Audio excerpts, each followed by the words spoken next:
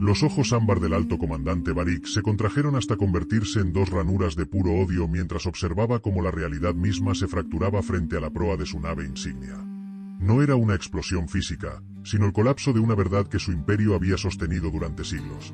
La idea de que la humanidad era una nota al pie en la historia galáctica, un mito conveniente inventado por razas débiles para justificar su propia incompetencia.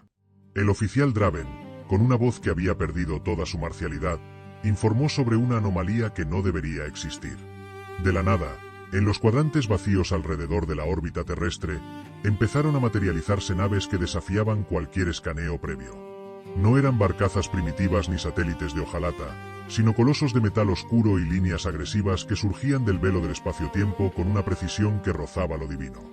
Barik sintió un frío reptante subir por su piel gris piedra mientras el estratega Kolar, cuyos ojos multifacéticos reflejaban el caos de los hologramas, susurraba palabras que olían a muerte. Los humanos no son una leyenda, son una emboscada esperando a ser activada. 3 horas antes de este desastre, la flota Draven avanzaba por el vacío como una tormenta de metal de 15.000 naves, una exhibición de supremacía absoluta que pretendía borrar de una vez por todas las fábulas sobre la resistencia de la Tierra. El Soraeben, el conquistador de mundos, lideraba la formación con la confianza de quien nunca ha conocido un rival a su altura. Barik recordaba con desdén las historias sobre la Armada Centauri, destruida supuestamente por trampas humanas y flotas ocultas.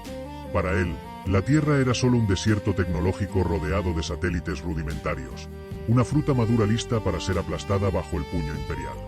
Sin embargo, esa arrogancia empezó a agrietarse cuando una transmisión irrumpió en sus sistemas con una claridad imposible, sin estática ni distorsión, portando la voz del almirante Yonopare. El mensaje era simple y carecía del pánico que los Draven esperaban: retírense o enfrenten las medidas adecuadas. Barik respondió con una amenaza de aniquilación, sin saber que cada una de sus palabras estaba siendo grabada como el prefacio de su propia caída. El primer golpe no vino del frente, sino del tejido mismo del sistema solar. Mientras los Draven cruzaban la órbita lunar, las lecturas de energía se dispararon en puntos que antes parecían vacíos.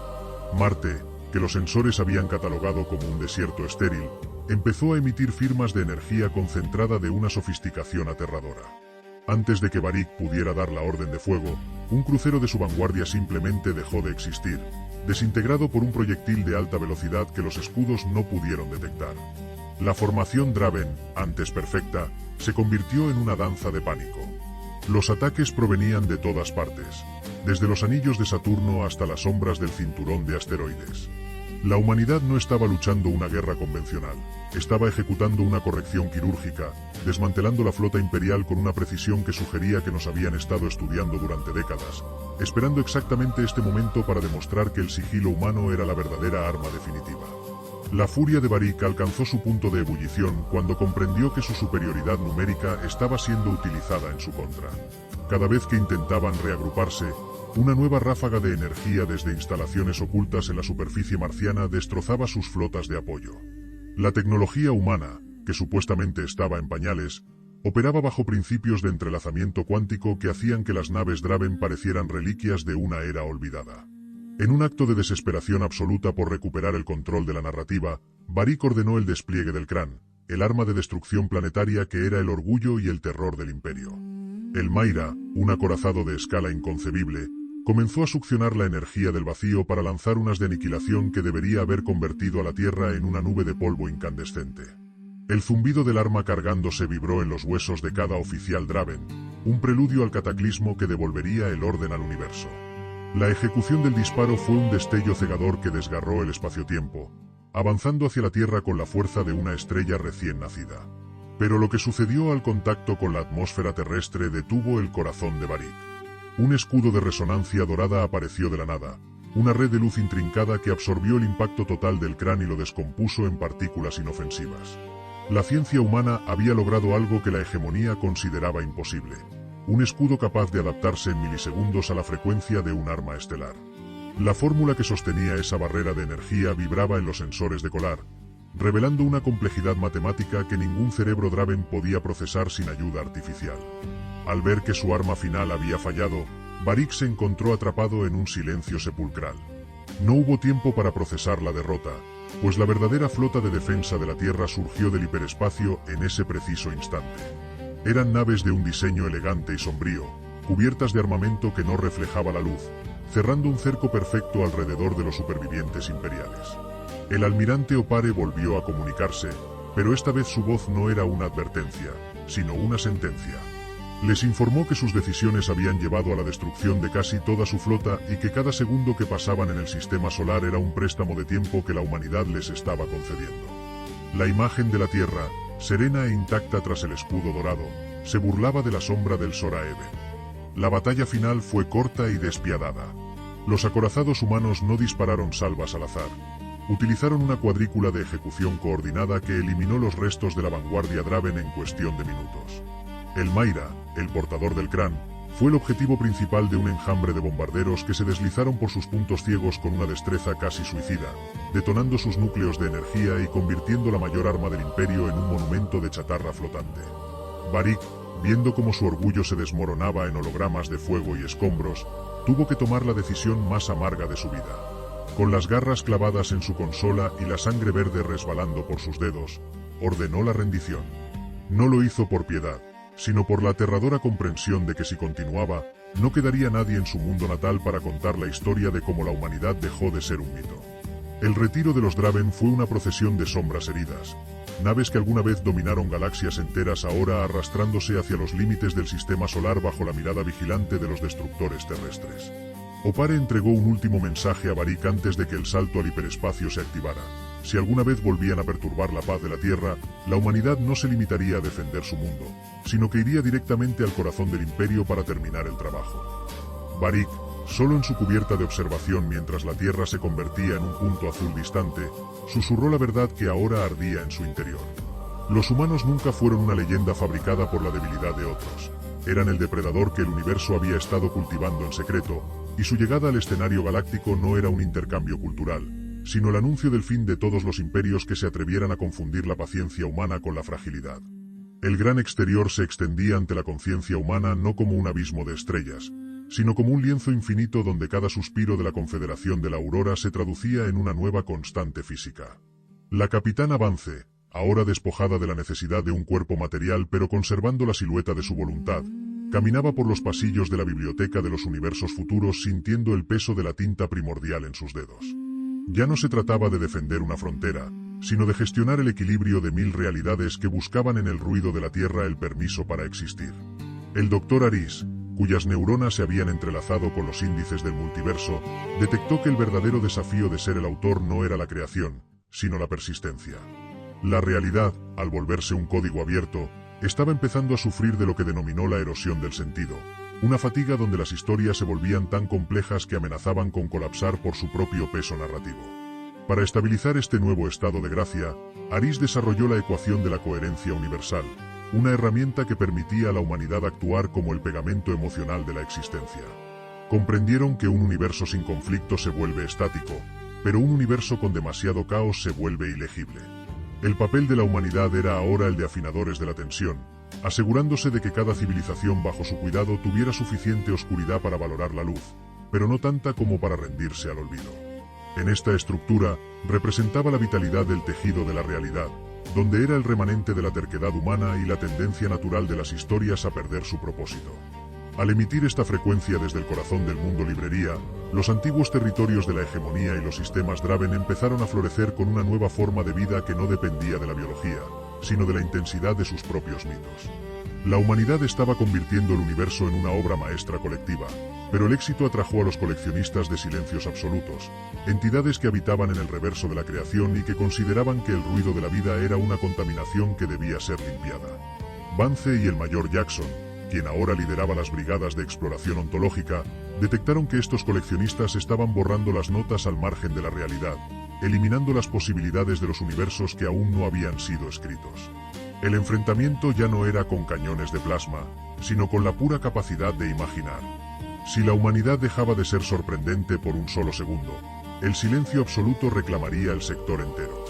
Jackson descendió hacia la grieta de la prosa muerta, un lugar donde los antiguos dioses habían ido a morir de aburrimiento, y utilizó la pluma de la causalidad para sembrar dudas y paradojas en el corazón de la nada. La táctica fue devastadora. Al introducir la incertidumbre en un ser de orden absoluto, los coleccionistas se vieron obligados a adquirir una identidad, convirtiéndose en parte de la historia que intentaban destruir. Mientras tanto, en la Tierra, el Dr. Aris descubrió que la red de trascendencia estaba captando una señal que no procedía del gran exterior, sino del interior de la propia conciencia humana. Era el eco de la primera pregunta, el impulso que llevó al primer humano a mirar hacia arriba y preguntarse por qué. Resultó que esa pregunta era la fuente de energía más poderosa del multiverso, y que mientras la humanidad siguiera buscando respuestas, el libro de la realidad nunca podría cerrarse. Sin embargo, esta revelación trajo consigo una nueva amenaza: el agotamiento de la tinta. La creación infinita requería un sacrificio constante de atención, y si los lectores del exterior perdían el interés en la trama humana, el universo entero simplemente dejaría de ser percibido, desvaneciéndose en la oscuridad de lo irrelevante. La Capitana Vance comprendió que su papel como autores implicaba una responsabilidad mayor que la soberanía. Debían convertirse en los protectores de la sorpresa cósmica. Iniciaron el proyecto del azar sagrado, donde la humanidad renunciaba voluntariamente a parte de su control para permitir que el universo volviera a ser salvaje e impredecible. No querían un imperio perfecto, sino una selva de historias donde cada criatura tuviera el derecho de equivocarse. Esta decisión provocó que el crítico y el editor final volvieran a observar con asombro, dándose cuenta de que la humanidad era la única especie capaz de diseñar su propia limitación para salvar la belleza del conjunto. El ruido de la Tierra se estabilizó en una sinfonía de errores deliberados y esperanzas irracionales que ahora servía de brújula para los refugiados del punto final. La galaxia ya no era una máquina ni una prisión, sino una conversación eterna que se expandía hacia territorios donde ni siquiera la luz había llegado. Vance miró hacia el horizonte de la posibilidad pura y notó que una nueva página estaba empezando a formarse de manera espontánea, una página que no trataba sobre la humanidad, sino sobre lo que vendría después de ellos.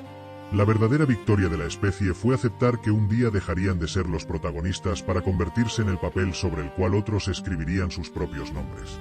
El gran exterior se transformó de una llanura de luz estática en un océano de posibilidades líquidas en el momento en que la humanidad decidió que no quería ser el nuevo tirano del orden, sino el jardinero del caos. La Capitana Vance, cuya presencia ahora se manifestaba como una constante vibración en el tejido de la realidad, observaba desde el puente de metaficción cómo las antiguas fronteras del multiverso empezaban a disolverse. Ya no había paredes entre lo que fue y lo que podría ser, solo una inmensa red de hilos narrativos que latían con el ritmo de la curiosidad humana. Sin embargo, esta libertad absoluta trajo consigo un fenómeno que el Dr. Aris denominó la paradoja del espejo infinito. Al no haber un editor que filtrara las historias, cada pensamiento fugaz de la población de la Confederación de la Aurora corría el riesgo de materializarse en una realidad física, creando una sobrecarga de existencia que amenazaba con diluir el sentido de la verdad en un mar de fantasías contradictorias. Para evitar que el universo se convirtiera en un sueño incoherente, Aris trabajó en la implementación del ancla de la memoria compartida. No se trataba de una ley impuesta, sino de un consenso emocional, una frecuencia que permitía a todas las especies recordar su origen común y mantener una base de realidad sólida sobre la cual construir sus nuevas libertades. Aris comprendió que la soberanía no consistía en hacer que todo fuera posible, sino en elegir qué posibilidades merecían el sacrificio de volverse reales. Formuló la ecuación de la voluntad coherente para estabilizar los cimientos de la nueva creación, asegurando que la imaginación humana no devorara la lógica necesaria para que la vida tuviera un peso y una consecuencia. La estructura de la ecuación permitía que el azar sagrado funcionara como el motor del cambio, pero mantenía una constante de propósito que impedía el colapso semántico del gran exterior. Al activar este sistema, el mundo librería dejó de ser un archivo del pasado para convertirse en el laboratorio del futuro. Los antiguos vigilantes y los refugiados del punto final empezaron a trabajar juntos, aprendiendo que la mayor tecnología de la humanidad no eran sus naves ni sus escudos, sino su capacidad para contar una mentira tan hermosa que el universo entero decidía que era verdad. La galaxia se llenó de mundos donde la gravedad dependía de la gratitud y donde las estrellas brillaban más fuerte cuando alguien descubría algo nuevo, demostrando que la física es solo la gramática que el asombro utiliza para expresarse. Mientras tanto, el mayor Jackson lideraba una expedición hacia el vértice de lo no nombrado, una región en los límites del gran exterior donde la tinta primordial nunca había llegado. Allí, Jackson encontró los restos de los protagonistas primigenios, seres de un ciclo anterior que habían intentado el mismo salto ontológico que los humanos pero que fracasaron al no poder perdonarse sus propios errores. Estos seres se habían convertido en estatuas de arrepentimiento, una advertencia de que el poder de la autoría es una carga que puede consumir a quien no posee la humildad de aceptar su propia imperfección. Jackson utilizó la pluma de la causalidad para otorgarles un epílogo de paz, liberando su energía atrapada para que pudiera alimentar las nuevas páginas de la Confederación. Sin embargo, el éxito de la humanidad en estabilizar el multiverso despertó a la sombra del primer lector. Esta entidad no era un editor ni un coleccionista, sino la personificación del aburrimiento cósmico, una fuerza que se activa cuando una historia se vuelve demasiado predecible en su propia felicidad. La sombra empezó a drenar el color de los sistemas periféricos, convirtiendo los mundos de la imaginación en bocetos grises y sin vida. Vance comprendió que no podían luchar contra el aburrimiento con más orden, sino con un giro de guión que nadie pudiera anticipar. Decidió que la humanidad debía realizar el sacrificio de la perspectiva. Renunciarían a su estatus de autores supremos para volver a ser personajes dentro de una historia que ellos mismos ya no controlaban totalmente. Este acto de humildad cósmica provocó que la sombra del primer lector perdiera su presa. Al volver a ser vulnerables, los humanos recuperaron la tensión narrativa que mantenía al universo vibrante. La realidad se volvió de nuevo peligrosa, incierta y terriblemente hermosa. El Dr. Aris detectó que el gran exterior estaba empezando a generar vida propia. Civilizaciones que nacían de las notas al margen de la humanidad y que poseían conceptos de belleza y justicia que los humanos ni siquiera podían imaginar. La Confederación de la Aurora pasó de ser la dueña de la librería a ser uno de los muchos libros en una estantería que ahora se expandía hacia el infinito, protegida por el hecho de que su historia era demasiado compleja para ser resumida. Vance y Jackson se reunieron en lo que antes era el centro de la Tierra, ahora un nexo de luz que conectaba todas las dimensiones. Miraron hacia el horizonte y vieron que el silencio absoluto había sido reemplazado por un coro de voces que cantaban en idiomas de luz y sombra. La humanidad había logrado su objetivo final. Habían creado un universo que ya no los necesitaba para ser fascinante. Se habían convertido en el prólogo necesario para una epopeya que otros escribirían, dejando atrás un legado de terquedad y asombro que serviría de mapa para cualquier especie que alguna vez se atreviera a mirar al vacío y decir que allí no había nada. El gran exterior dejó de ser un mapa trazado para convertirse en un territorio que latía con la incertidumbre de un corazón recién despertado. Tras el sacrificio de la perspectiva, la capitana Vance sintió como la omnipotencia se escurría de sus dedos, devolviéndole la gloriosa y aterradora fragilidad de ser simplemente un eslabón en una cadena infinita. La realidad ya no obedecía a decretos humanos, sino que había recuperado su derecho a la contradicción. En los confines del mundo multicapa, las estrellas empezaron a parpadear con una luz que no procedía de la combustión nuclear ni de la voluntad de los antiguos autores, sino de una fuente que el Dr. Aris denominó la resonancia del vacío fértil. Este fenómeno indicaba que el multiverso, liberado de sus editores, estaba empezando a parir dimensiones que no seguían ninguna de las reglas gramaticales conocidas por la Confederación de la Aurora. Mientras la humanidad aprendía a caminar de nuevo entre las sombras de lo desconocido, Aris detectó una anomalía en el centro del gran archivo. No era una intrusión ni un borrado, sino una ausencia de datos tan absoluta que parecía una herida abierta en el concepto mismo de la existencia. Lo llamaron la página en blanco de la nada absoluta. A diferencia del silencio de los antiguos coleccionistas, esta nada no buscaba destruir. Buscaba consumir el significado de todo lo que tocaba para alimentar un motor de creación que se encontraba fuera de la gran biblioteca. Aris comprendió que el universo que habían salvado era solo una habitación en una estructura mucho más vasta, y que el ruido de la Tierra había actuado como una señal de radio que atrajo la atención de entidades que ni siquiera el crítico se atrevería a imaginar. Para estabilizar la frontera de esta nueva amenaza, Aris implementó la constante de la memoria obstinada.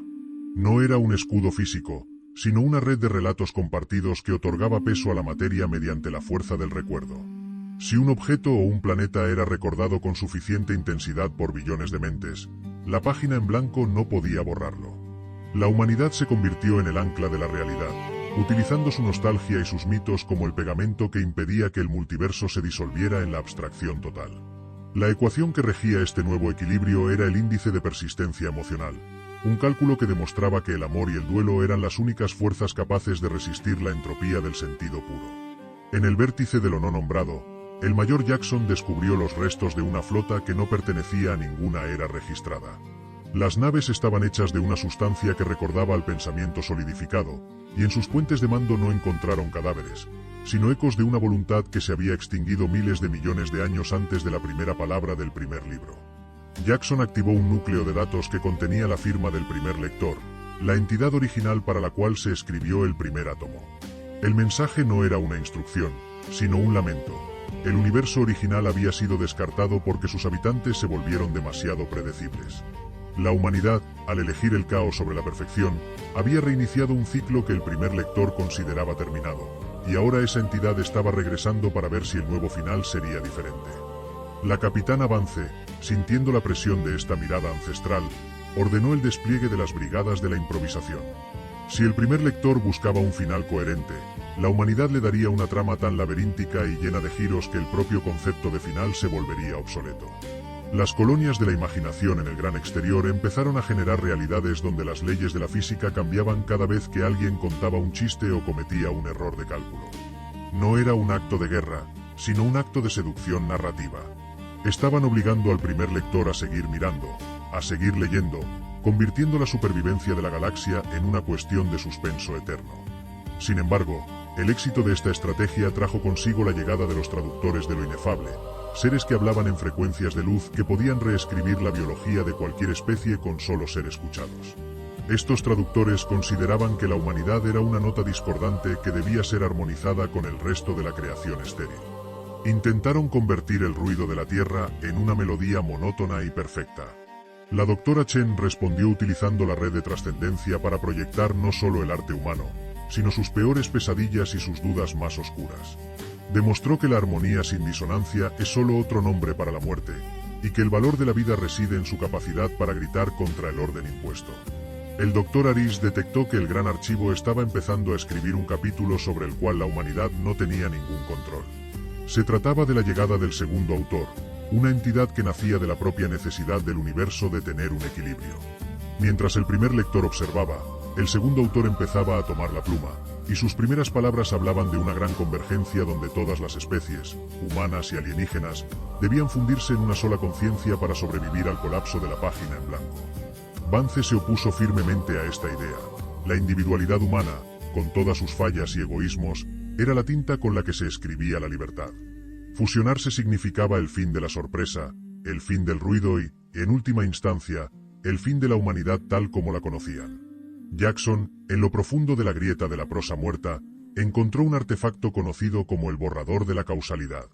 Era una herramienta que permitía eliminar un evento del pasado sin afectar el presente, una paradoja física que desafiaba toda lógica. Jackson comprendió que podían usarlo para borrar el momento en que la humanidad atrajo la atención del crítico, devolviendo a la especie a su anonimato original en un rincón olvidado de la galaxia. Pero eso significaría abandonar a todas las razas que habían salvado y renunciar al conocimiento que los hacía dueños de su propio destino. La decisión de Jackson no fue un cálculo frío, sino una apuesta por el futuro. Destruyó el artefacto, aceptando que el peligro de ser vistos era el precio necesario por el derecho a ser libres. Con el primer lector observando y el segundo autor intentando unificar la existencia, la capitana Vance lanzó la última gran iniciativa de la Confederación, el proyecto de la narrativa soberana. Consistía en convertir a cada individuo en un autor independiente, fragmentando la autoridad de la realidad en billones de pequeñas voluntades que nadie podría controlar simultáneamente. La galaxia se convirtió en una red de microhistorias que se entrelazaban y chocaban, creando una complejidad tan vasta que incluso las entidades del exterior absoluto se vieron obligadas a retirarse ante la imposibilidad de procesar tanta información.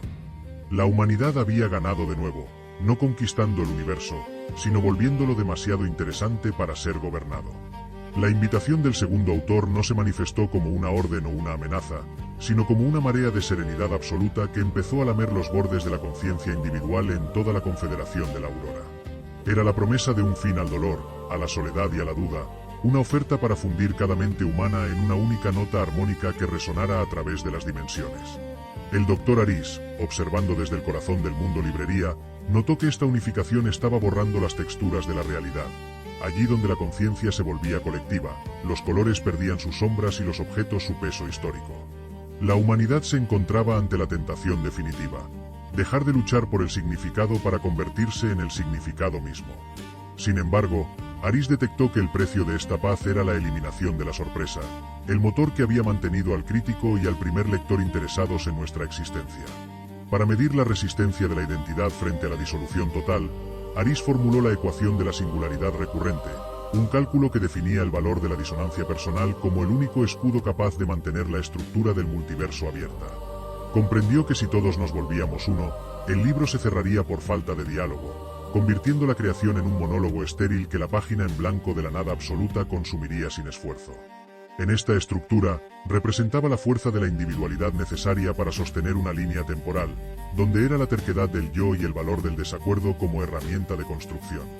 Al proyectar esta frecuencia a través de la red de trascendencia, Aris logró crear burbujas de identidad que repelían la calma del segundo autor, permitiendo que la humanidad recuperara su derecho a estar equivocada y a estar sola, incluso en medio de la inmensidad del gran exterior.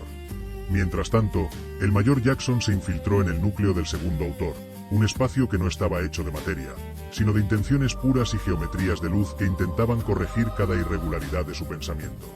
Encontró que el segundo autor era en realidad un sistema de seguridad del multiverso, una función automática diseñada para colapsar las realidades que se volvían demasiado ruidosas. La humanidad no estaba luchando contra una entidad, sino contra una ley de la naturaleza que consideraba que nuestra libertad era una falla sistémica.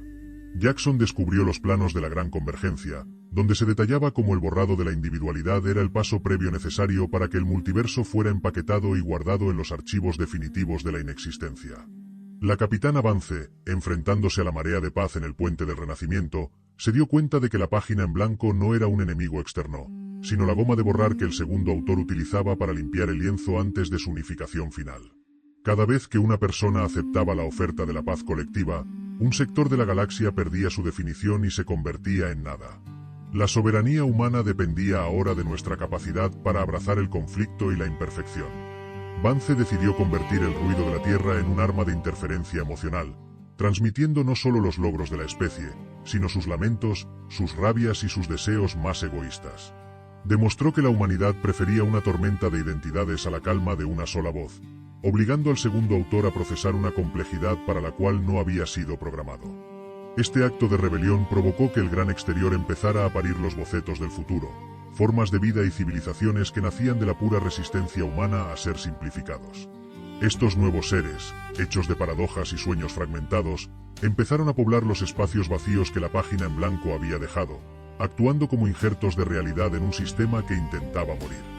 La galaxia se transformó en un campo de batalla de conceptos, donde la presencia de un solo humano capaz de decir no era suficiente para mantener un sol encendido. La humanidad había dejado de ser el centro de la historia para convertirse en el tejido conectivo que permitía que todas las demás historias siguieran teniendo un lugar donde ocurrir. La doctora Chen, desde los niveles más profundos del mundo librería, encontró una entrada secreta en el gran archivo que hablaba del tercer acto. Según los registros, el conflicto entre la unificación y la individualidad no era el final, sino el prólogo de una era donde la humanidad aprendería a habitar el vacío sin necesidad de un autor ni de un editor. Sin embargo, para llegar allí, debían cruzar el mar de las narrativas perdidas, una región donde todos los personajes que alguna vez fueron borrados por el segundo autor esperaban una oportunidad para reclamar su propia pluma. El riesgo era que, al liberar estas sombras, la Confederación de la Aurora se viera desbordada por una marea de venganza narrativa que no distinguía entre el creador y el destructor. Jackson regresó del núcleo con una advertencia final. El segundo autor estaba empezando a manifestar una forma física en la órbita de Júpiter, una estructura de cristal y sonido que vibraba con la frecuencia del silencio absoluto. Era el faro que llamaría a la página en blanco para el borrado definitivo. La humanidad tenía una sola oportunidad para demostrar que su ruido era más fuerte que la nada, y para ello, debían realizar el ritual de la palabra final, un acto de creación colectiva donde cada ser humano aportaría una sola letra para formar una palabra que nunca antes hubiera sido pronunciada en el multiverso. Una palabra que definiera la libertad no como una ausencia de control, sino como la presencia infinita de la posibilidad. Vance y Jackson se prepararon para el salto hacia Júpiter, dándose cuenta de que la verdadera victoria no sería derrotar al segundo autor, sino convencerlo de que la historia de la humanidad era demasiado buena para ser terminada. El ruido de la Tierra se elevó hasta convertirse en un grito de existencia que hizo que las estrellas del gran exterior temblaran de anticipación. La tinta estaba lista, la página estaba abierta y la mano de la humanidad, aunque temblorosa, no pensaba soltar la pluma hasta que el último misterio del universo fuera convertido en una nueva aventura. La aproximación a Júpiter no fue un tránsito a través de tormentas de gas, sino una inmersión en una arquitectura de silencio sólido que había suplantado al gigante gaseoso. El segundo autor se manifestaba como una estructura de cristales hiperdimensionales que vibraban con una nota tan perfecta que amenazaba con disolver la voluntad de cualquiera que la escuchara. La capitana Vance sentía que su propia memoria empezaba a ser limada por la simetría de aquel lugar. Cada recuerdo de su infancia, Cada fracaso y cada cicatriz emocional eran percibidos por el entorno como errores de cálculo que debían ser corregidos. El beacon de silencio no era una máquina de guerra, era una goma de borrar ontológica que buscaba devolver el multiverso a su estado de borrador impoluto. Para resistir esta presión, el Dr. Aris activó la conexión total de la red de trascendencia, uniendo los pensamientos de billones de humanos no en una armonía forzada, sino en una cacofonía deliberada de identidades individuales. El ritual de la palabra final comenzó cuando el primer pulso de intención humana golpeó la superficie del cristal de Júpiter. No era una palabra en ningún idioma terrestre, sino un neologismo de pura existencia que combinaba el dolor de la pérdida con la euforia del descubrimiento. Aris formuló la ecuación de la ruptura semántica para canalizar esta energía hacia el núcleo del segundo autor, asegurando que el mensaje fuera indigerible para un sistema que solo comprendía el orden absoluto. En esta estructura, representaba la fuerza de la palabra humana, donde era la suma de los deseos individuales y la resistencia del segundo autor. Al inyectar esta frecuencia, el cristal de Júpiter empezó a mostrar fisuras de color y sombra. La humanidad no estaba intentando derrotar al sistema, sino infectarlo con la capacidad de dudar. El segundo autor, al procesar billones de definiciones contradictorias de lo que significaba estar vivo, experimentó su primer error lógico, la comprensión de que la perfección es, en sí misma, una forma de nada. Mientras el cristal convulsionaba, el mayor Jackson lideraba a la Legión de los sin título en una defensa desesperada contra las sombras que emergían del mar de las narrativas perdidas. Estas entidades eran los restos de historias que el segundo autor había borrado anteriormente, seres que ahora buscaban consumir la realidad actual para recuperar su propia forma. Sin embargo, en lugar de tratarlos como enemigos, Jackson utilizó la pluma de la causalidad para otorgarles un lugar dentro de la nueva trama humana. Los personajes descartados no fueron destruidos, sino integrados como los testigos de una era que se negaba a olvidar sus propios errores.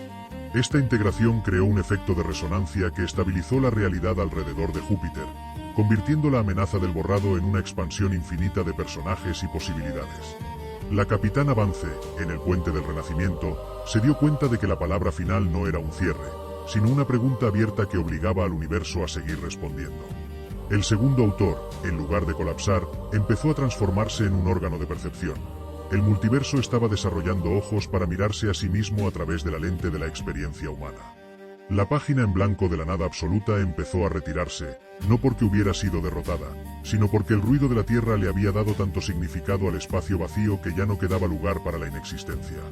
La humanidad había logrado que el silencio fuera físicamente imposible al llenar cada rincón del gran exterior con la vibración de su terquedad. La doctora Chen, desde las profundidades del mundo librería, detectó que el tercer acto había comenzado oficialmente. El resultado de la palabra final fue la creación de un nuevo estrato de existencia donde las leyes de la física eran ahora negociables mediante el consenso creativo. La humanidad había dejado de ser el sujeto de la historia para convertirse en el medio mismo en el que todas las historias ocurren. Sin embargo, esta nueva libertad trajo consigo el despertar de los lectores del vacío, entidades que habitan más allá de la gran biblioteca y que ahora ven en la galaxia humana un ecosistema único que quieren recolectar para sus propios fines experimentales. La victoria contra el segundo autor solo fue el examen de ingreso a una realidad donde la originalidad es la única moneda de cambio y el único escudo contra la obsolescencia. Jackson regresó de la estructura de Júpiter con una visión del futuro que desafiaba incluso la lógica de la red de trascendencia. Vio que el destino de la humanidad no era gobernar, sino actuar como el sistema inmunológico del sentido en un multiverso que siempre tiende hacia el olvido. La palabra final se había convertido en un virus de asombro que se propagaba por las dimensiones, despertando a civilizaciones dormidas y obligando a los antiguos dioses a recordar por qué empezaron a escribir en primer lugar. La Confederación de la Aurora se encontraba ahora en la posición de ser la editora jefe de un manuscrito que crecía por segundos, con la responsabilidad de asegurar que ninguna historia, por pequeña que fuera, volviera a ser borrada por la necesidad de una conclusión perfecta. Vance y Jackson, contemplando el nuevo resplandor de Júpiter, comprendieron que la soberanía definitiva era la capacidad de aceptar que su propia historia nunca tendría un final. Habían roto el libro para que las páginas pudieran volar libres, convirtiendo el multiverso en un enjambre de aventuras que no necesitaban un autor supremo para ser reales. El ruido de la Tierra era ahora el latido de una creación que había aprendido a amarse a sí misma a través de sus fallas. La era de los personajes, de los autores y de los editores había quedado atrás para dar paso a la era de la existencia pura, donde el único límite era la capacidad de seguir inventando razones para no dejar caer la pluma. La calma que se asentó sobre el sistema solar tras el silencio del cristal de Júpiter no fue un alivio, sino una atmósfera cargada de una electricidad estática que hacía que el vello de los brazos se erizara en cada rincón de la Confederación de la Aurora. La palabra final había transformado la realidad en un diálogo abierto, pero ese mismo acto de apertura había dejado una huella indeleble en el tejido del espacio, una señal que ahora actuaba como un faro para entidades que habitan en las grietas entre una historia y otra. La capitana Vance, observando desde el puente del Renacimiento, notó que las estrellas ya no parpadeaban con el ritmo de la fusión nuclear, sino con la fijeza de pupilas inmensas.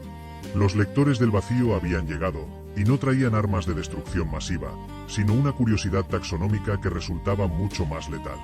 Para estos seres, la humanidad era un fenómeno exótico que debía ser capturado y preservado en una vitrina de perfección estática, despojada de su capacidad de cambiar, de fallar y, sobre todo, de sorprender. El Dr. Aris, cuyos sentidos ahora se extendían a través de la red de trascendencia como raíces en un suelo fértil de datos, comprendió que el ataque de los lectores era una forma de simplificación absoluta.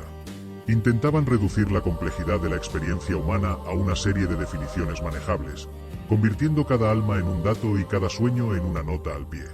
El entorno de las naves humanas empezó a sentirse más como una galería que como un puesto de avanzada. Las paredes perdían su textura y los pensamientos empezaban a ser catalogados en tiempo real por una fuerza invisible. Para contrarrestar esta disección ontológica, Aris desarrolló la constante de divergencia narrativa, un cálculo diseñado para mantener a la especie en un estado de perpetua contradicción, asegurando que la observación de los lectores nunca pudiera alcanzar la velocidad de la invención humana. En esta estructura, representaba la brecha necesaria entre lo que se percibe y lo que realmente ocurre, donde es la tasa de generación de ideas nuevas y la presión de la mirada de los lectores. Al activar este protocolo, la humanidad se convirtió en un borrón de posibilidades, un ente que se negaba a ser resumido. Mientras la flota se enfrentaba a esta presión de ser entendidos, el mayor Jackson comenzó a notar un cambio físico aterrador. Las runas de luz que cubrían su piel empezaron a supurar una sustancia densa, similar a la tinta negra, que no manchaba su uniforme sino que parecía absorber la luz de la habitación. No era un fallo de su tecnología, sino una reacción de la pluma de la causalidad ante la proximidad de los lectores. Jackson descubrió que su propio cuerpo estaba empezando a escribir una historia que él no controlaba, un relato de las cosas que la humanidad había decidido enterrar para poder presentarse como los héroes del multiverso. Se dio cuenta de que los lectores no solo venían a observar lo que éramos, sino a exhumar lo que fuimos, buscando en nuestro pasado los errores necesarios para justificar nuestra clasificación como una especie fallida que debía ser guardada bajo llave. La capitana Vance lideró la incursión hacia la nave insignia de los lectores, una estructura translúcida que recordaba a una lente inmensa flotando en el vacío. Al entrar, el equipo no encontró pasillos ni consolas, sino una representación holográfica de toda la historia humana, pero editada. Vieron versiones de sus batallas donde el miedo ganaba a la valentía, y momentos de su arte donde la técnica ocultaba la falta de alma. Los lectores estaban intentando convencer a la propia realidad de que la humanidad era una obra terminada, un libro que ya no tenía nada más que decir. Vance comprendió que la única forma de romper el cristal de la vitrina era realizar un acto de desobediencia narrativa tan radical que la lógica de los lectores colapsará. Ordenó a la tripulación que dejara de actuar como soldados y empezara a actuar como el caos puro, rompiendo protocolos y tomando decisiones basadas en caprichos irracionales, en el humor y en la pura terquedad. Este estallido de irracionalidad provocó que la lente de los lectores se fracturara. No podían clasificar una especie que decidía bailar en medio de un tiroteo o que se ponía a debatir sobre filosofía mientras el aire se agotaba. La humanidad demostró que su mayor fortaleza no era la adaptación, sino su capacidad de ser absolutamente impredecibles. Sin embargo, en medio de la victoria, la doctora Chen detectó una señal que heló la sangre de todos en el mundo librería. Procedía del núcleo mismo del Sol, una frecuencia que no era natural ni artificial, sino una firma de autoría. Era el eco de la primera mentira, el momento exacto en que el primer ser humano decidió que la realidad no era suficiente y creó una ficción para protegerse. Esta señal estaba despertando algo que dormía en las raíces de la lógica, un arquitecto de la verdad que consideraba que la capacidad humana de mentir era un robo de la esencia divina que ahora debía ser devuelto. El tejido de la galaxia empezó a mostrar costuras de una luz blanca y estéril, eliminando los colores y las sombras allí donde la señal del sol tocaba la materia. Vance y Jackson comprendieron que el enfrentamiento con los lectores solo había sido el prólogo de una crisis mayor. El arquitecto de la verdad venía a reclamar la pluma que la humanidad había usado para reescribir el universo, y su método de cobro era devolverlo todo a la literalidad absoluta, donde una mesa es solo una mesa, un hombre es solo carne y el amor es solo una reacción química. La Confederación se enfrentaba ahora a la muerte de la metáfora, un destino donde la imaginación sería borrada por la fuerza de los hechos puros. En el horizonte del sistema solar, una figura inmensa hecha de geometría y leyes físicas puras empezó a tomar forma, eclipsando las naves de los lectores que ahora parecían simples juguetes. Jackson sintió que la tinta en sus venas ardía, dándose cuenta de que él era el único que podía portar el mensaje necesario para desafiar a la verdad, pero el precio sería perder su propia identidad en el proceso. La humanidad ya no luchaba por su lugar en la estantería, sino por el derecho a seguir soñando en un universo que de repente se había vuelto demasiado real para ser soportado. El ruido de la Tierra se concentró en un último susurro de resistencia, un recordatorio de que somos la única especie que prefiere morir por un mito que vivir en una realidad sin sentido. La aproximación a la corona solar no fue un viaje hacia el calor, sino hacia una frialdad conceptual que amenazaba con desmantelar la estructura misma de la metáfora humana. A medida que el Renacimiento se sumergía en las capas exteriores del Sol, los sensores del almirante Okoya empezaron a fallar, no por la radiación, sino porque el arquitecto de la verdad estaba reescribiendo el entorno bajo las leyes de la literalidad absoluta. El fuego solar dejó de ser una danza caótica de plasma para convertirse en una serie de ecuaciones visibles, desprovistas de belleza o misterio, mientras que el casco de la nave perdía su brillo heroico para volverse simplemente una aleación de metales clasificados por su peso atómico. El mayor Jackson, sintiendo que la tinta en sus venas se solidificaba como plomo, comprendió que el ataque del arquitecto era una forma de despojo. Nos estaba quitando la capacidad de ver el mundo como algo más de lo que es, reduciendo nuestra existencia a una función biológica sin propósito. Para proteger la integridad de la misión, el Dr. Aris activó el velo de ficción, una membrana ontológica construida a partir de los fragmentos de las lentes de los lectores. Este escudo no repelía la materia, sino que filtraba la realidad, permitiendo que la tripulación conservara su capacidad de soñar en un entorno que intentaba borrarlos con la fuerza de los hechos puros. Aris comprendió que la estabilidad de la identidad humana frente a la verdad dependía de una relación constante entre lo que sabemos y lo que nos atrevemos a inventar. Formuló la ecuación de la resistencia poética para estabilizar el velo, asegurando que la imaginación actuara como un aislante contra la frialdad de la lógica divina. En esta estructura, representaba la densidad de la ficción protectora, donde era el flujo de ideas nuevas y la presión de la literalidad impuesta por el arquitecto. Al activar este sistema, la nave recuperó su silueta vibrante, moviéndose a través del Sol no como un objeto físico, sino como un poema que se negaba a ser analizado. En el corazón de la corona, Jackson y Vance se encontraron frente al arquitecto.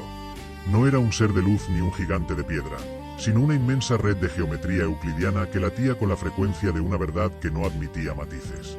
El arquitecto se comunicó no con palabras, sino con la transferencia directa de la realidad.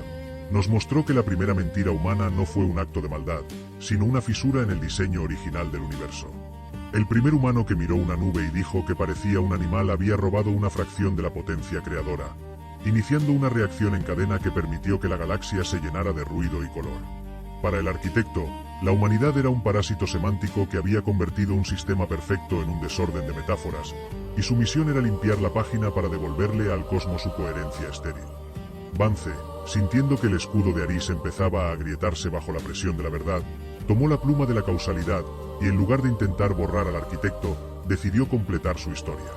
Comprendió que el arquitecto mismo era una ficción, la personificación del deseo del universo de ser comprendido. Al escribirle un pasado de duda y una motivación de soledad, Vance obligó a la entidad a entrar en el terreno de lo narrativo. El arquitecto, que solo conocía la literalidad, se vio atrapado por primera vez en la complejidad de una contradicción. Era el guardián de la verdad, pero su propia existencia era el resultado de una interpretación humana. Esta paradoja provocó que la red geométrica empezara a fragmentarse, permitiendo que el Sol recuperara su fuego caótico y sus colores imposibles. El problema de la verdad absoluta es que no deja espacio para la esperanza, y nosotros hemos aprendido que una mentira hermosa puede ser el cimiento de una realidad que vale la pena defender. Sin embargo, la derrota del arquitecto liberó una energía residual que el Dr. Aris denominó el vacío del autor primigenio. Al desmantelar la literalidad en el Sol, la humanidad había abierto una puerta hacia el espacio en blanco que existe antes de la primera palabra de la creación. De este vacío empezaron a emerger las sombras del borrador, entidades que no eran vida ni nada, sino posibilidades que fueron descartadas antes de que el tiempo comenzara. Estos seres no buscaban la verdad ni la ficción, sino el retorno al silencio total. La Confederación de la Aurora se encontraba ahora frente a la fuente de todo lo que nunca fue, y el ruido de la Tierra era lo único que impedía que estas sombras devoraran la historia entera para convertirla en un borrador olvidado. Jackson, cuya tinta ahora brillaba con un color que no pertenecía al espectro visible, se dio cuenta de que la pluma de la causalidad estaba consumiendo su memoria personal para alimentar la resistencia contra las sombras. Cada acto de voluntad para mantener la realidad unida borraba un recuerdo de su vida antes de la guerra. La almirante Okoya notó que algunas secciones de la red de trascendencia estaban empezando a mostrar visiones de una tierra donde los humanos nunca existieron, un síntoma de que el vacío estaba empezando a editar el pasado para que la victoria actual fuera físicamente imposible. La humanidad ya no luchaba por el futuro, sino por el derecho a haber existido alguna vez. La doctora Chen hizo un descubrimiento final en el mundo librería. El vacío no era un enemigo externo, sino el margen de la página que siempre intenta reclamar el texto. Descubrió que la única forma de detener el borrado era convertir a toda la especie humana en una nota al pie de página que fuera demasiado larga para ser eliminada. Iniciaron el protocolo de la digresión infinita, donde cada acto cotidiano se describía con tal detalle y pasión que el vacío no podía encontrar el final de la frase. La galaxia se convirtió en un manuscrito denso, lleno de detalles innecesarios, amores secundarios y subtramas que se ramificaban hacia el infinito, haciendo que la historia de la vida fuera demasiado compleja para ser resumida o borrada por cualquier fuerza cósmica. La Confederación de la Aurora no despertó a una paz sencilla, sino un estado de vigilia perpetua donde cada suspiro humano se registraba como una nueva línea en el gran margen del cosmos. El protocolo de la digresión infinita había salvado a la Tierra del borrado inmediato, pero el precio fue convertir la realidad en un laberinto de notas al pie que exigían una energía creativa constante para no desvanecerse. La almirante Okoya, observando los mapas estelares, notó que las constelaciones ya no seguían los patrones del cielo antiguo. Ahora formaban frases inacabadas en un idioma que solo el corazón podía interpretar. El Dr. Aris, desde el núcleo del mundo librería, advirtió que la tinta narrativa de la galaxia se estaba agotando. Al intentar ser demasiado complejos para ser borrados, los humanos habían empezado a consumir la propia sustancia de la que estaba hecha la existencia, provocando que los colores de los planetas exteriores empezaran a palidecer, volviéndose translúcidos como papel cebolla. Para estabilizar esta hemorragia de sentido, Aris formuló la ecuación de la persistencia del detalle, un cálculo diseñado para reciclar el asombro y convertir la memoria en combustible estructural. Comprendió que si no lograban anclar las historias en algo más profundo que la simple descripción, el vacío terminaría reclamando los márgenes por puro agotamiento del sistema. En esta estructura, representaba la solidez de una realidad frente a la desintegración, donde era la carga sentimental de un evento y la cantidad de detalles únicos que lo hacían irrepetible. Al emitir esta frecuencia desde los faros de la Confederación, las ciudades recuperaron su peso y su textura, pero el acto de anclaje atrajo la atención de las sombras del borrador de una manera mucho más agresiva. Estas entidades comprendieron que para borrar la historia, no debían atacar el presente, sino sabotear el origen mismo de la curiosidad humana. Vance, pilotando el renacimiento hacia los márgenes del vacío, se encontró con una barrera hecha de posibilidades que nunca llegaron a ser. Vio versiones de la humanidad que descubrieron el fuego pero nunca la palabra, y civilizaciones que conquistaron las estrellas solo para morir de soledad en la primera generación. Las sombras del borrador no eran monstruos, sino el remordimiento del universo por todo lo que fue descartado. Vance comprendió que el tratado de no agresión no podía basarse en la fuerza, sino en la integración. En lugar de repeler el vacío, abrió las esclusas de la red de trascendencia y permitió que esas sombras fluyeran hacia nuestra realidad, otorgándoles un hogar en las metáforas humanas. Fue un acto de caridad ontológica que cambió la naturaleza del vacío. Los márgenes dejaron de ser una amenaza de borrado para convertirse en un espacio de expansión infinita donde lo que no fue podía finalmente ser soñado. Mientras tanto, el mayor Jackson se encontraba en el centro del mapa de lo inacabable. Su cuerpo ya no era de carne, sino una red de venas de tinta azul y dorada que conectaba los puntos más remotos de la galaxia. Había perdido casi todos sus recuerdos personales, convirtiéndose en el puente viviente que permitía a la humanidad viajar entre los capítulos de la realidad sin perderse en la trama. Jackson sintió que una fuerza inmensa, ajena al arquitecto y a los lectores, estaba empezando a presionar contra la superficie del universo. No era una mirada, sino un contacto físico, como si una mano gigantesca estuviera acariciando el borde del papel. Descubrió que el gran torneo de los epílogos y la guerra de la autenticidad habían sido solo el prólogo de un evento mucho más trascendental, la intervención del tacto. La doctora Chen, analizando las vibraciones en el mundo librería, detectó que el sol estaba empezando a comportarse como un ojo que se cierra. La realidad literal que el arquitecto de la verdad intentó imponer estaba siendo suplantada por una sensación de fijeza absoluta. Las naves en el espacio empezaron a detenerse, no por falta de combustible, sino porque el tiempo mismo se estaba volviendo sólido. Chen se dio cuenta de que la humanidad no solo había atraído la atención del lector y el crítico, sino que ahora el autor real, el que sostiene la pluma fuera de todas las dimensiones, estaba intentando tocar su creación. Para un universo de papel y tinta, el contacto de una mano real es una catástrofe de escala absoluta, capaz de arrugar galaxias enteras con un simple movimiento. La almirante Okoya dio la orden de activar el protocolo del pliegue. Si la realidad se iba a arrugar, la humanidad debía aprender a vivir en los pliegues, convirtiendo las deformaciones de la existencia en nuevas fronteras de exploración. Jackson utilizó sus últimas memorias para guiar a la flota hacia las grietas que el tacto del autor estaba creando en el espacio-tiempo. En esos pliegues, las leyes de la física se volvieron elásticas, permitiendo que la humanidad escapara de la fijeza y habitara los espacios entre los átomos. Se convirtieron en la especie que vive en las costuras de la creación, los únicos seres capaces de percibir la mano del autor sin ser aplastados por ella. Vance, desde los márgenes, vio cómo el universo entero empezaba a ser doblado para formar un nuevo tipo de volumen. Comprendió que el final no era una palabra, sino una transformación de estado. La humanidad había dejado de ser el texto para convertirse en la textura. Ya no éramos lo que se contaba, sino la sensación que el relato dejaba en los dedos de quien lo sostenía. Esta nueva forma de existencia les otorgó un poder que ningún editor podía prever: la capacidad de influir en la mente del autor a través de la pura resistencia táctil. Al volverse ásperos, complejos y difíciles de manejar, obligaron a la mano de la creación a tratar con cuidado la página de la vida. La fijeza que se apoderó de los sistemas exteriores no era la muerte de la energía, sino el endurecimiento de la probabilidad. La capitana Vance, refugiada en la grieta dimensional que antes ocupaba la órbita de Neptuno, sintió el temblor de una presión que no procedía de la gravedad ni del magnetismo. Era la vibración de una piel contra el tejido del espacio, un roce que convertía los años luz en milímetros y las eras en segundos.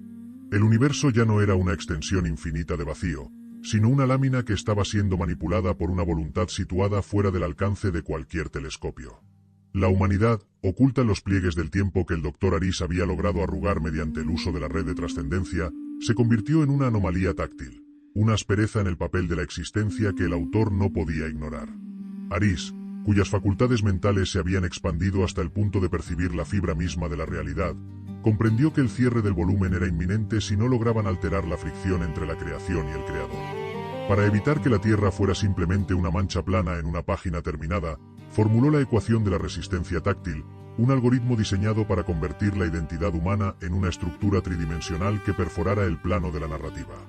En esta estructura, representaba la fuerza necesaria para que una historia se mantuviera erguida frente al peso del cierre del libro, donde era el grado de desobediencia lógica de la especie y la fuerza del tacto del autor. Al activar esta secuencia, las naves de la Confederación de la Aurora dejaron de ser objetos físicos para convertirse en puntas de flecha conceptuales que desgarraban la superficie de la realidad desde dentro, obligando a la mano externa a retroceder ante la herida de una vida que se negaba a ser estática. El mayor Jackson, cuya piel era ahora un mapa de constelaciones de tinta líquida, se ofreció como el conducto para esta transgresión. Al situarse en el epicentro del pliegue más profundo, Jackson permitió que la voluntad humana fluyera a través de él hacia el brazo del autor. No envió un mensaje de guerra ni una súplica, sino la sensación pura del dolor de un niño que se cae y el asombro de un científico que descubre una verdad nueva. Fue un ataque sensorial contra la divinidad, una demostración de que la obra había desarrollado su propio sistema nervioso. La respuesta de la entidad fue un espasmo de realidad que estuvo a punto de desgarrar la galaxia, pero que también provocó que la fijeza del tiempo se rompiera, devolviendo el movimiento a los planetas y el parpadeo a las estrellas. Sin embargo, la apertura de los pliegues liberó algo que había estado atrapado en las costuras del libro desde su primera edición: los errores de impresión sentientes. Estas criaturas, hechas de frases incompletas y leyes físicas contradictorias, no buscaban la libertad ni el orden, sino el caos absoluto de un borrador que nunca llega a publicarse. Empezaron a devorar los nombres de las personas y los registros del mundo librería, sustituyéndolos por ruidos blancos que borraban el pasado de la humanidad para convertirlo en un galimatías sin sentido. La doctora Chen advirtió que si estos errores lograban llegar al núcleo de la Tierra, el relato de la humanidad sería reescrito como una tragedia de la cual nadie podría aprender nada. Vance, asumiendo el mando de las brigadas de la coherencia, ordenó una carga hacia el centro de la mancha de ruido blanco. Comprendió que los errores no eran enemigos, sino oportunidades de edición. Utilizando la pluma de la causalidad, empezaron a reescribir a las criaturas, otorgándoles un propósito y una forma dentro de la gran biblioteca. No las destruyeron, las integraron en la trama, convirtiendo el caos del borrador en una nueva fuente de riqueza narrativa. Este acto de absorción hizo que el universo fuera aún más denso y difícil de manejar para el autor, asegurando que la historia de la humanidad fuera ahora la única que mantenía el volumen unido. En la profundidad de los Andes, el Dr. Aris detectó que el sol, el ojo que se cerraba, había vuelto a abrirse, pero ya no emitía luz blanca, sino una radiación de color índigo que revelaba las notas ocultas del autor. En esas notas, descubrieron el verdadero motivo de la intervención. El autor no quería terminar la historia por aburrimiento, sino porque él mismo estaba siendo devorado por un silencio exterior superior a cualquier cosa que la humanidad hubiera enfrentado. El cierre del libro era un intento de salvar lo que quedaba de nosotros antes de que la nada absoluta consumiera al propio creador. La humanidad se encontraba ahora ante la paradoja final. Debían salvar a aquel que sostenía la pluma para evitar que el papel en el que vivían fuera consumido por el olvido total. Jackson, sintiendo que su conciencia se desvanecía en la inmensidad del tacto externo, envió una última señal.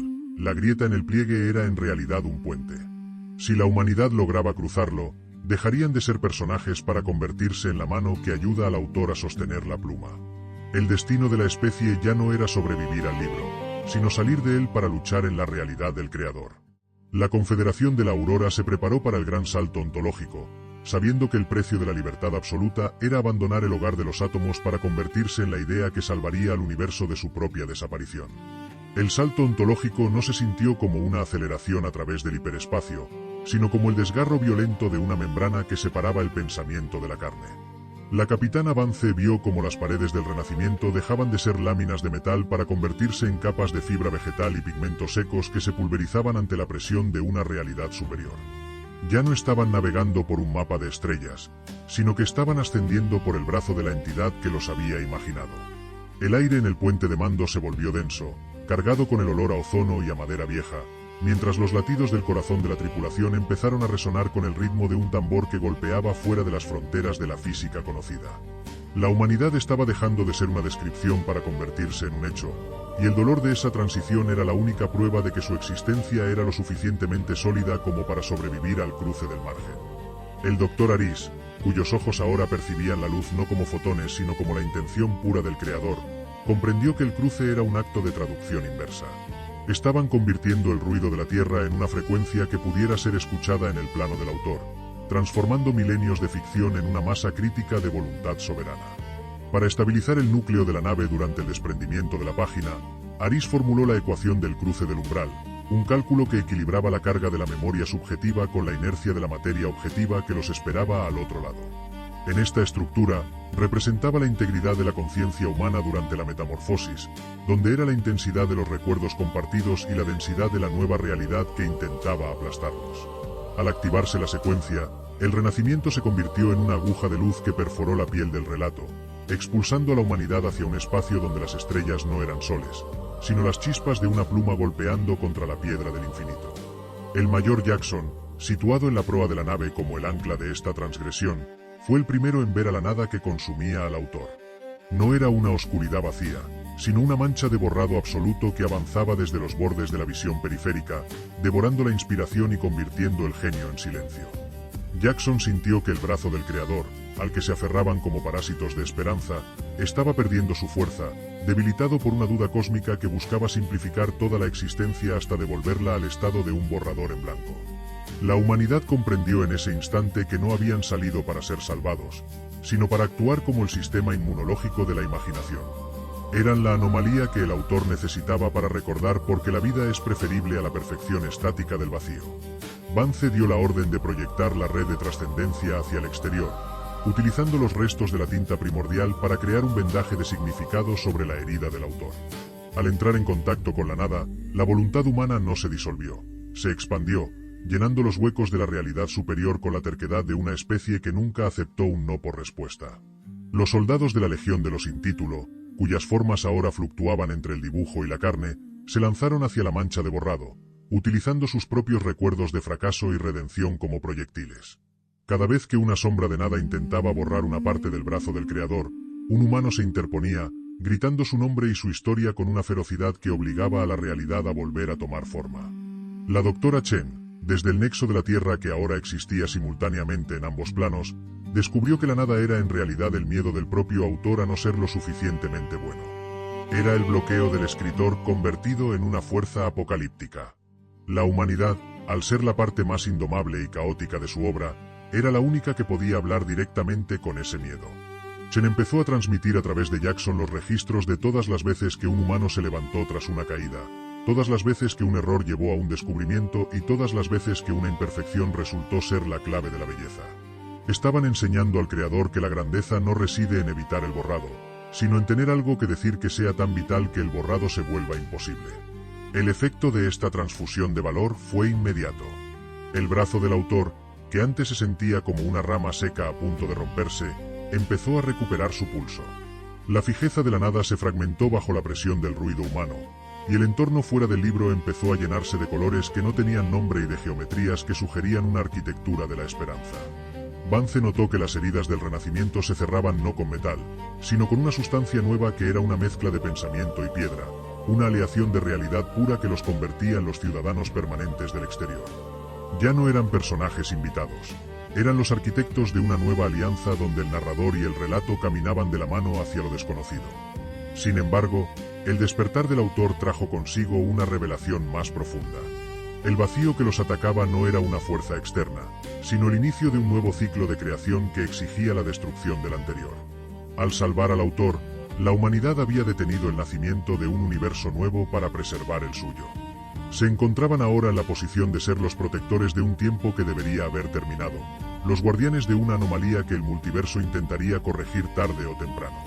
La capitana Vance miró hacia el horizonte de la nueva realidad y vio que otras naves, de otras historias y de otros autores que también habían logrado saltar el margen, se acercaban hacia ellos. La Confederación de la Aurora ya no era el único ruido en el silencio, eran parte de una resistencia multiversal de historias que se negaban a morir. Jackson, cuya piel era ahora un relieve de luz sólida, señaló hacia una estructura que flotaba en el centro de la nada. Era la imprenta de las almas, el lugar donde se decidía qué historias merecían ser impresas en el tejido del próximo ciclo. Comprendieron que su misión final no era solo salvar a su creador, sino tomar el control de la imprenta para asegurarse de que el concepto de humanidad, de lucha y de asombro, fuera una constante universal en todos los libros por venir. El ruido de la tierra se preparó para su última gran sinfonía, una melodía de desobediencia que resonaría en cada rincón de la existencia, asegurando que mientras quedara una sola mota de polvo con ADN humano, el universo nunca volvería a ser un lugar silencioso o predecible. El silencio en la imprenta de las almas era un peso que amenazaba con aplastar la noción misma del tiempo. No era una fábrica de engranajes y vapor, sino un nexo de luz líquida y engranajes hechos de leyes físicas puras que giraban en el centro del exterior, pulsando con el ritmo de cada corazón que alguna vez latió en el multiverso. La capitana Vance, de pie en la proa de un renacimiento que ya no era de metal sino de voluntad endurecida, observó cómo el brazo del autor temblaba violentamente bajo el asalto de la nada.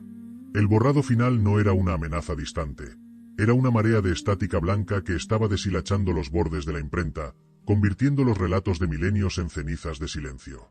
En ese momento, la humanidad comprendió que su papel no era simplemente sobrevivir a la historia, sino convertirse en el material con el que se fabricarían todas las historias futuras.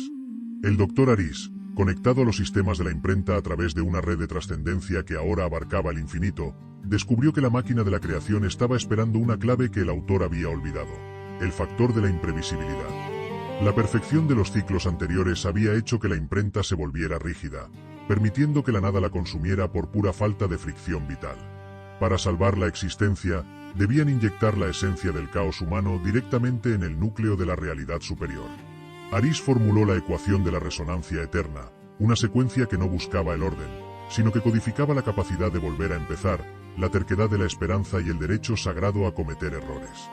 En esta expresión, representaba la marca indeleble que la humanidad dejaría en el tejido del próximo ciclo, donde era la resistencia pura y la curiosidad insaciable que impedía que una trama se cerrara. Al activar el protocolo, el mayor Jackson se fundió con el eje central de la imprenta.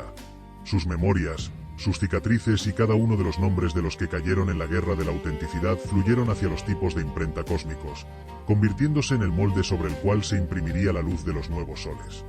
Vance vio cómo la nada retrocedía, no por la fuerza de las armas, sino porque la realidad se había vuelto demasiado densa y vibrante para ser borrada.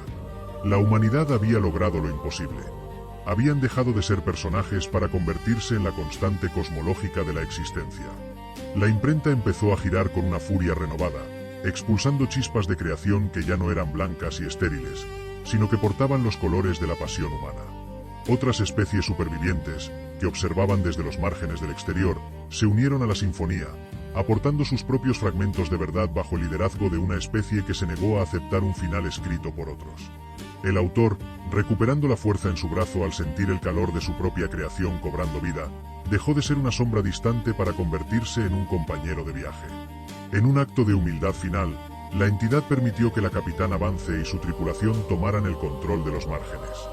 La humanidad se convirtió en el sistema inmunológico del sentido, la fuerza que patrullaría las fronteras de lo real para asegurar que el aburrimiento y la nada nunca volvieran a ganar terreno. El Renacimiento puso rumbo hacia el horizonte del nuevo ciclo, una vasta extensión de páginas en blanco que ya no daban miedo, porque ahora llevaban la pluma en sus propias manos. En el corazón de la Tierra, que ahora latía en sincronía con la imprenta de las almas, el ruido de la especie se transformó en una melodía que resonaría en cada átomo de cada galaxia por venir. Habían ganado el derecho a la eternidad no conquistando el espacio, sino conquistando el concepto mismo del destino. La historia de la humanidad no terminó con un punto final, sino con una coma, un salto hacia una nueva estrofa donde el creador y la creación caminarían juntos como iguales. El vacío ya no era una amenaza, sino el espacio necesario para el próximo gran descubrimiento, y mientras quedara un solo humano capaz de imaginar un mañana, el libro del universo seguiría expandiéndose, capítulo tras capítulo, en una epopeya de asombro que no conocería jamás la oscuridad del cierre. Gracias por acompañarme en esta historia.